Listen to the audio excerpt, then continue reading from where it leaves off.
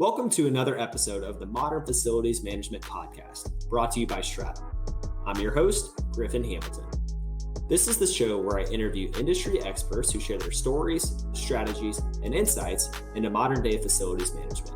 From hospitality to commercial real estate and everything in between, we'll learn what it really takes to succeed as a facilities manager. Welcome to another episode of the Modern Facilities Management Podcast. Today, I've got Jim Zirbel with me. Jim, how the hell are you? I'm doing fine. Thanks for having me on, Griffin. It has been a pleasure talking with you here over the last few weeks and getting to know you. But I'm a little bit ahead of the audience, so why don't you provide them with a little context on who you are and what you do? Sure. So my name is Jim Zirbel, of course, and I serve as one of the co-directors, along with Carolyn McGarry, of the FM Pipeline team. Now, the FM Pipeline team is an organization. We're actually a 501c3, and our motto is engaging, enlightening, and energizing the next gen of FM. All right. So what do we do by that? Well, we run a engagement program for high school students, and that answers a specific problem. We'll talk about that a little bit more today. But our program incorporates both a competition for those high school students, along with a really, really powerful messaging program that almost operates in a vacuum. I want to tell you about that a little bit more as well. So we are a 501c3 scholarship granting entity, and our whole purpose is to create a flood of new blood into the FM space. We all know that there is a horrific skills gap, and the numbers seem to indicate that actually the number of people going into FM is actually going down. Really? As the number of retirees is actually growing geometrically. That's scary stuff. Now, the numbers bounce all over the place, but as a whole, we observe that there is a skills gap in FM that is going to be infinitely more acute than almost every other career out there, for a couple of reasons we could banter around for a while. So it's a big deal. We're currently running in 7 states. We're picking up DC next year. They've been working hard on that. There are volunteer teams in other states working. We're moving toward a national status with the CTSO that we operate in. Let me define CTSO, by the way. So we operate currently through SkillsUSA. SkillsUSA has 400,000 high school student members across the country. It's huge, and it's growing like a hockey stick. And Mike Rowe from Discovery Channel is their rock star spokesperson.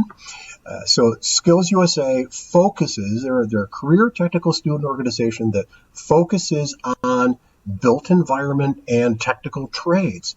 So here is a large cadre of 400,000 students who are already built environment leaning, who have technical attributes. They might not be pure academics, but within the built trades or within facilities management, I think we as a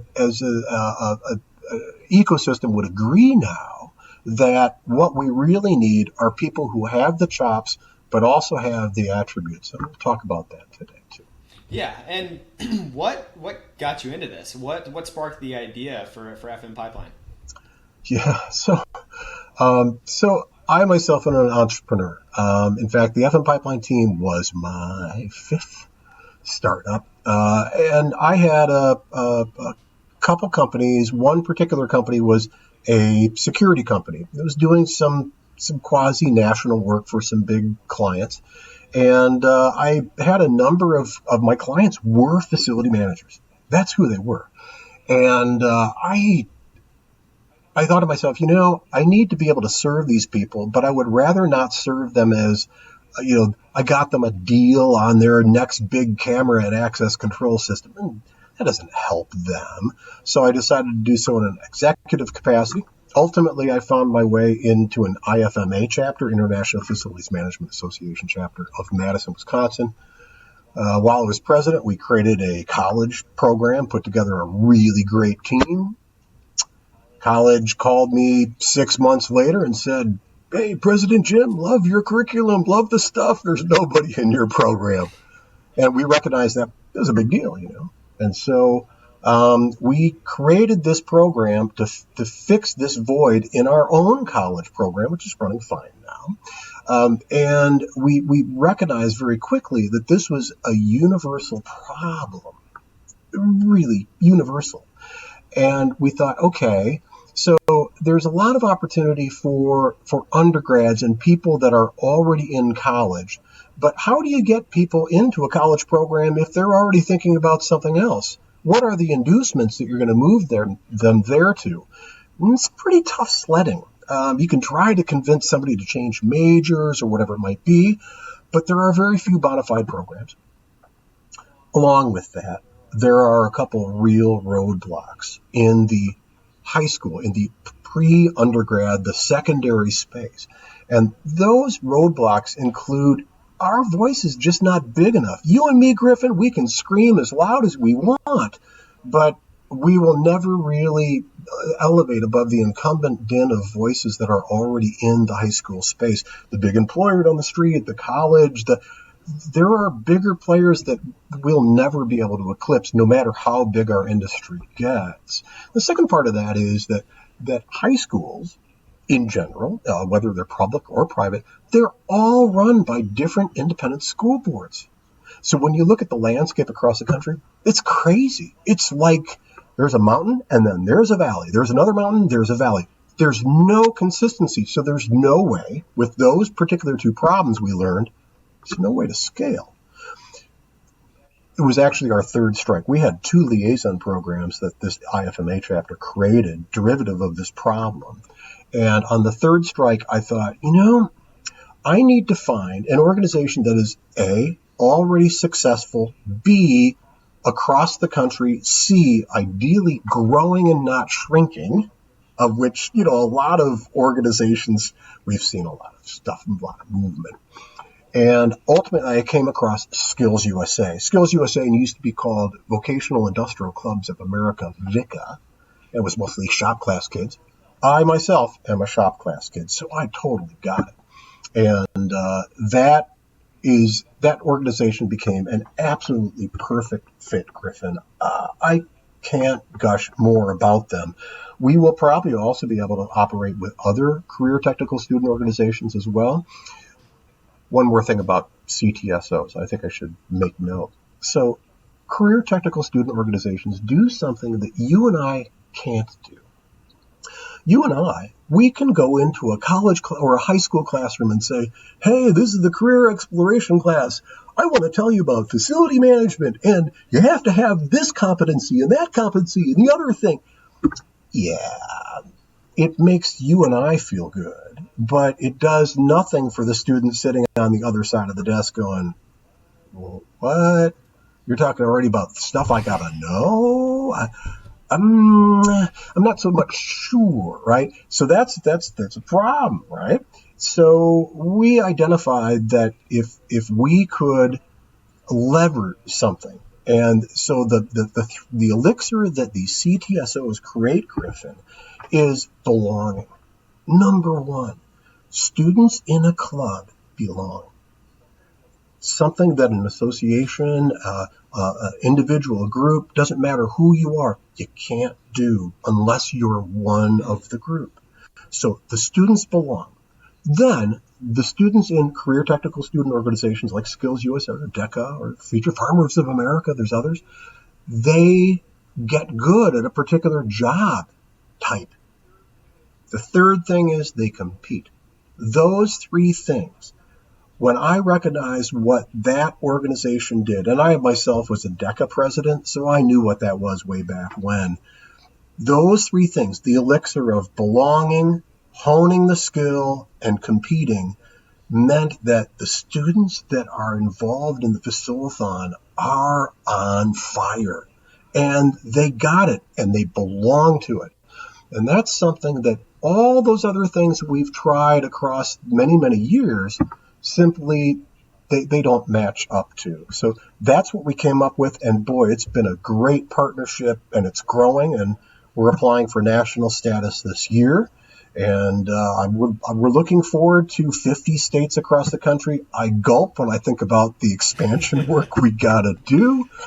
But hey, that's part of the gig, and it's part of our gift to the industry. We're interested in sharing this gift with all industry, association, colleges that need students to come in them, organizations that do direct hire programs, whether recruiters or companies specifically themselves. We're offering this particular program as an answer to fill all those other potential programs we always talked about, knowing full well if you build them or build it, they will not come, right? Right. Okay. So that's why we did it. That's a long story about it. So how long have you guys been going about with FM Pipeline and Facilithon? We started in 2014. So it's been running a while. This is our 7th official year. Of course, 2021 is really weird year to operate, but that's okay. We picked up 3 more states out of that. We picked up California, Massachusetts, and Minnesota. Very happy about that. As those of us, I think you as an entrepreneur would agree, that those of us who flex and jump fast enough, when we see the environment change, if we jump fast enough, we gain rather than become one of the victims. And that happened last year in 2020, and I think it was the board meeting of March 12th, I think. And I told the board, I said, hey guys, we're going to go online. And everybody's jaw just dropped. I just have to laugh about it. And you know what? It was exactly the right thing to do. And because we went online, we picked up judges from all over the world. That has been amazing, which has also garnered potential international expansion that would have never happened without COVID. Yeah, that's a great point there. And you mentioned that you had opportunities present themselves that may not have otherwise been there. And you have to take advantage of the situation, no matter how bad the circumstances may look, at the surface level. There's going to be something that you could gain from it, right? If it's just surviving and just learning that you can survive, you have that in you to go on through, in this case, a global pandemic.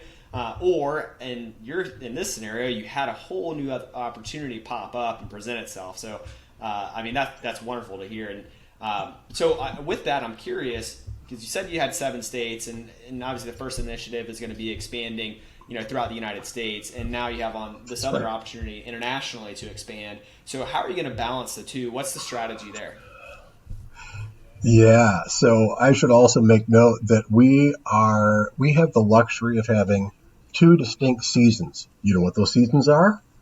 They are Facilla Crazy, Tactical Hair on Fire. There's no hair left. Tactical Hair on Fire, Run Like Hell, get the judges there, get the students there, those sorts of things. And what has just begun this week, our strategic season, which we also refer to as summer.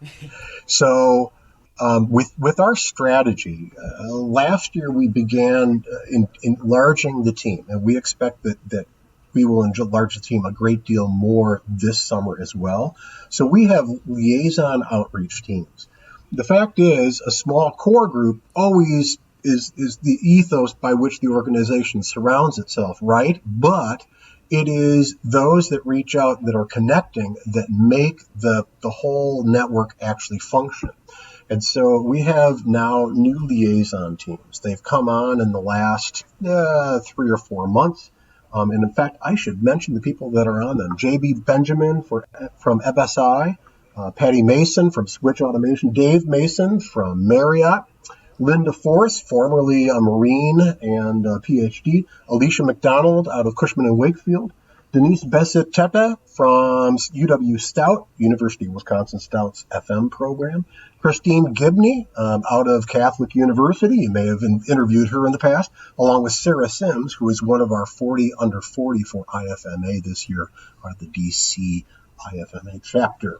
So that group is designed to liaise and connect out to all these organizations, all the individuals. So there is the student liaison group, which has specific tasks in front of them this summer.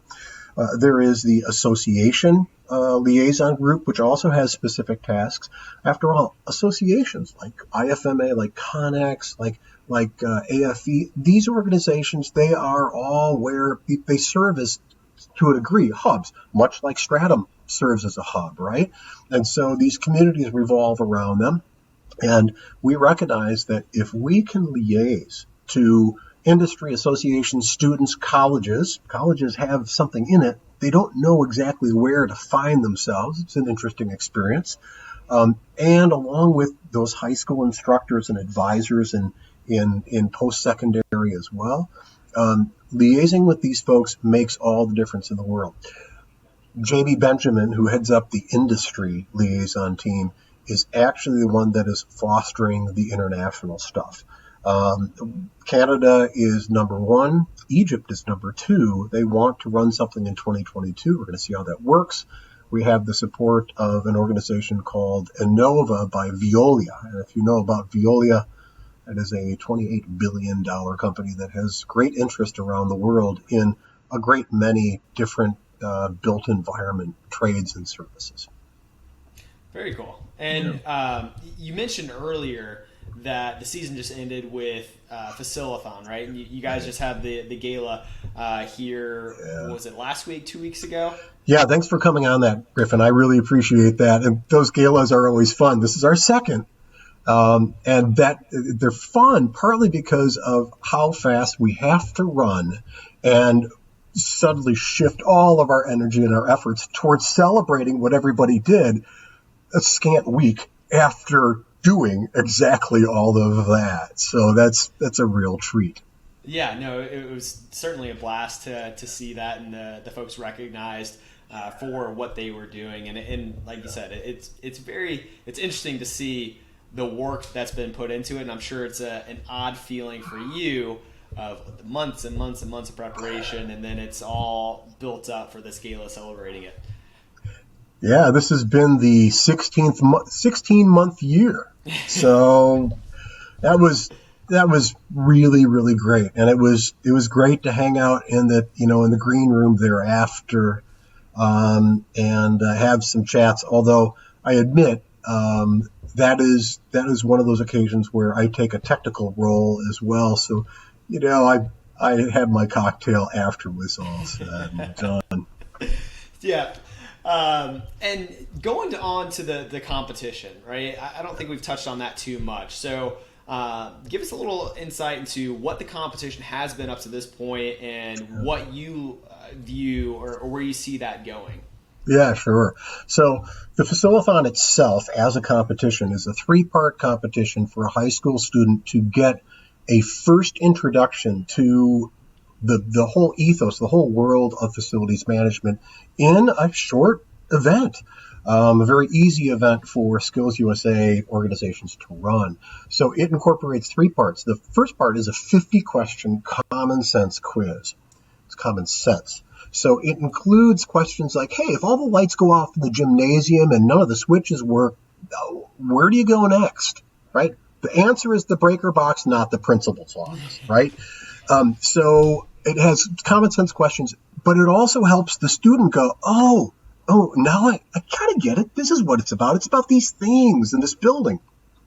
Second part is a role play. So the student gets 15 minutes to read a case study and then write some notes and then come in and talk to a couple judges for 10 minutes and say, okay, these are my ideas. This is what I think we ought to do with this role play, with this airport or this hospital or this high school or whatever it is they're talking about. Then after that is the part that the students are really on fire about, and that is the FM challenge. How interesting that these particular students, lots of students get scared about this, but these students really bite hard on it. It is the FM challenge. It is basically an emergency scenario that they don't know what it's going to be. We hand them a piece of paper and it says, the roof is on fire or something is going horribly wrong. And we'd like to know what you do about first. Don't just stand there, do something. What resources would you use? Call the fire department, call the bomb squad. And then number 3, what would you do next time to either keep it happening or eliminate, the pain of whatever it might be if you can't stop it?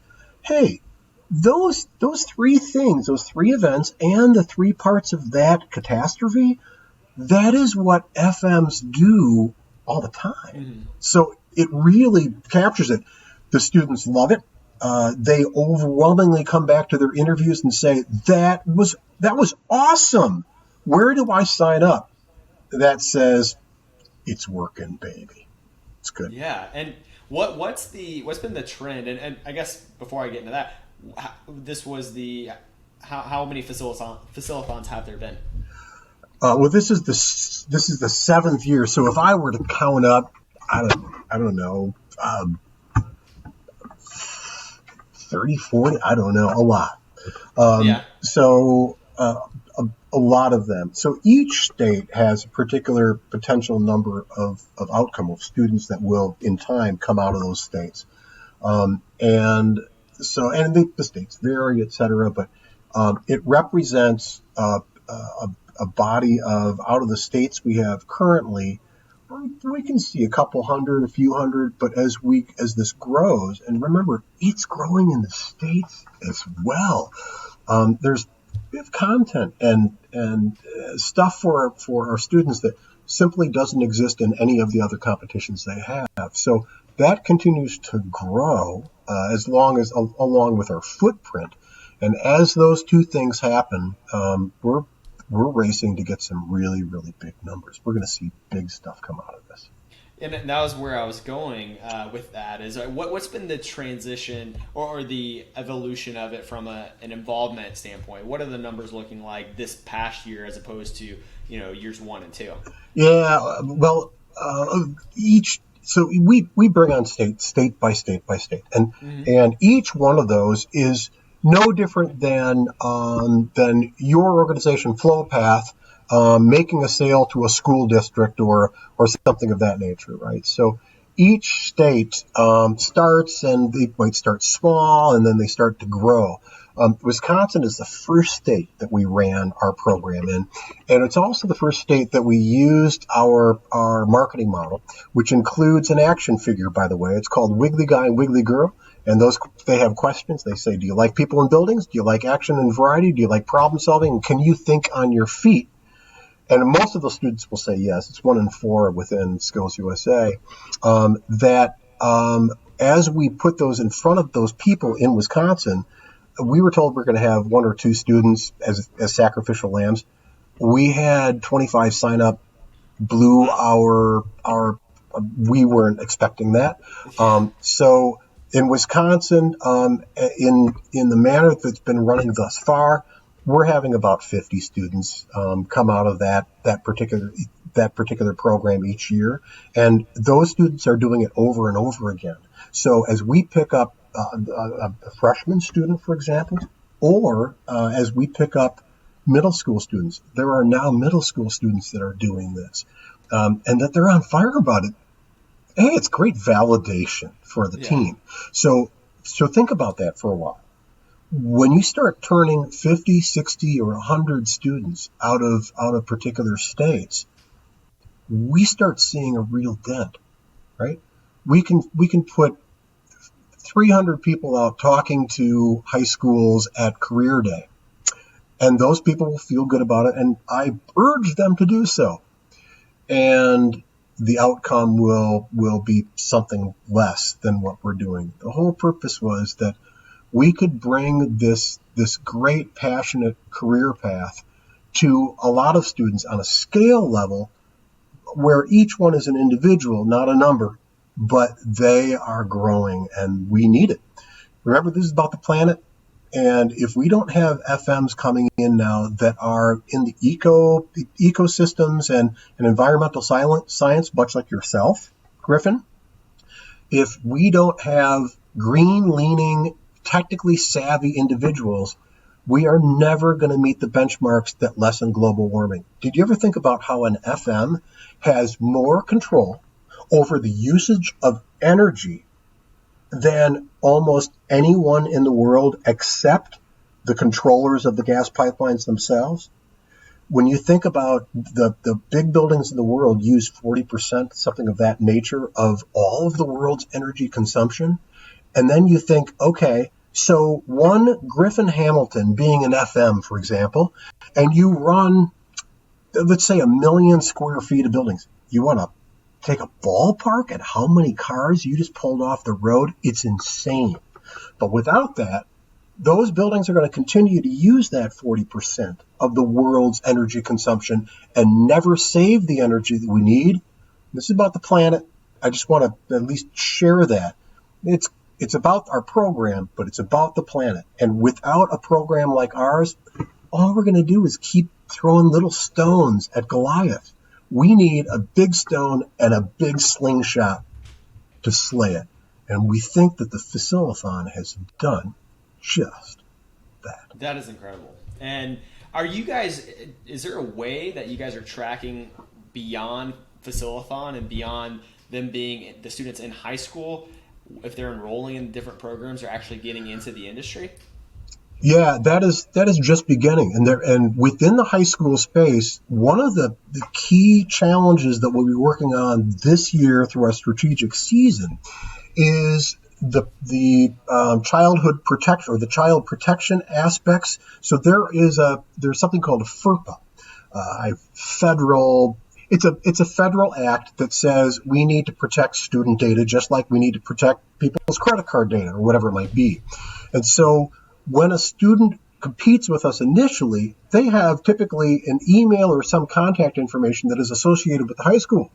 The moment that student leaves high school, that's gone, right? So we're using new methods of tracking through our website, through direct engagement with those students. Once they become an adult, we need to make them make the manifest change over. They're already on fire. They're already looking for schools that teach this stuff. We have schools, for example, in Wisconsin, we have UW Stout. I mentioned that Denise Besatekba actually teaches there, and maybe you've met Denise. So we've got UW Milwaukee. Actually, the chapter champion, the state chapter champion for Wisconsin, is actually one of the instructors at UW Milwaukee. We also have, of course, Madison College. That's where we started our program, the inception for this program. And then there are also a couple great programs in Minnesota next to us. So as an example, these students have immediate access to programs nearby that they could go to. And in tracking them, this is another manner we're going to be able to do so with our college liaison team, getting tracking from those colleges. Because we know who's participating. We have to be able to find their tracking data without violating FERPA. Makes sense. It's important. And as you guys grow, talk about that process of what that looks like. Because if I'm listening to this and I'm involved in the education system as a facilities manager and I see the problem big picture with the industry and I want to see what I can do to help, huge. And that would potentially begin with getting my state involved, right? So what does that look like? What does that process look like for you guys to sign on a new state? Right. So we have a really established process, Griffin, and maybe you've heard of this before. We enlist chapter champions. I made that note before. You might remember that Mary Mills from Massachusetts won the national chapter champion of the year. That those chapter champions represent the focal point of that new state or that area, that region that's opening up. We pair them with someone known as a chapter buddy. And Sharon Harrington and Peggy McCarthy are our first primary chapter buddies, along with David Reynolds. They're all board members. Well, they've all run this stuff for a long time. They know it like the back of their hands. And so we give those people gold card service. We also help work with the folks at SkillsUSA, because that is another ecosystem of its own that we know really, really well. And we don't want to have we don't want a chapter champion to have to bite too much. We want to be sure we're carrying them along, giving them great cold card service. And then after a year or so, as we start spooling up, we do a lot of things for SkillsUSA in that state prior to ever running our program. We need to earn street cred. That's part of the deal. We want to earn street cred with associations and with our other liaison partners, stakeholders out there as well. So that's how that works. So first and foremost, if one has interest in actually working and acting on this particular part, what we refer to as basically the seed of this pipeline, right? Nothing else outside of this, beyond this, works if we don't have a bunch of applicants. You can build it all day long, but it's going to be vacant until that happens. So if you have interest in that, my suggestion is you go to our site. You can communicate with me or with Carolyn McGarry directly. We're the co-directors of the program, of course. But then otherwise, you can simply go to the website to whatever stakeholder group you're part of and come in and volunteer. There's a volunteer page. So feel free. And we would love to join with you, have a discussion. And from that direction, we can figure out, hey, where would you like to head with us? Because it is, by the way, a lot of fun. This is a great thing to do. And every judge that has been out there on this particular journey comes back and says, oh, man, I had no idea. We say, that's right. We knew you didn't have an idea. We're glad you're coming back. So we've had lots and lots of repeat judges because it's so much fun. It's addictive. And if you quit your day job, this is a good one to pick up there off. Okay? That's great. And I can certainly vouch for that, where the gala alone was just, you could see everyone's passion for it and the excitement there. And just, as a bystander watching it, it was very entertaining. And I'm excited to see, what the remainder of this year looks like, and the future of Facilithon and FM Pipeline looks like. But before I let you go, any parting words or any lasting notes here, Jim? Well, let's see. You had mentioned a couple of things. You had said, is there a quote that comes across that you find interesting over and over again? Here it is. The bigger the boy, the bigger the toy. Never let the sum of the toys eclipse the whole of the man. I've never heard that. I love it. I absolutely love that.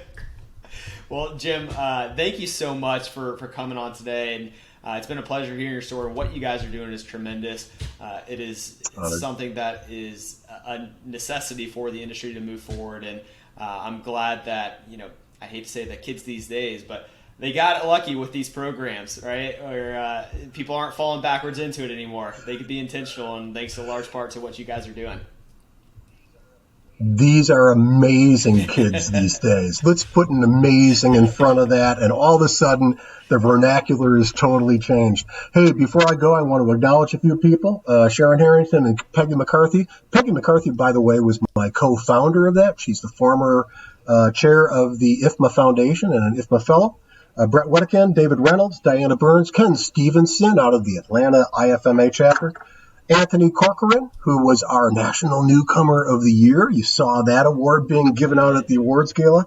And Honor Advisory Board. I think it's also important that those of you who want to ante in but might not be able to judge or something of that notion, our advisory board is another place we're looking to grow. That includes Lindsay Brackett. Lindsay and Josh Brackett were our co-hosts for that awards gala. It was awesome. They are fantastic. Lori Domer, who is actually a National SkillsUSA individual. Mark Joseph from TD Industries out of Texas. Jacob Dalbora out of McVeigh and Mangum. Beth Fashing out of Pro FM, who won the Industry Partner of the Year award. And also, let's not forget our newest member, Craig Robinson out of Hayes Recruiting.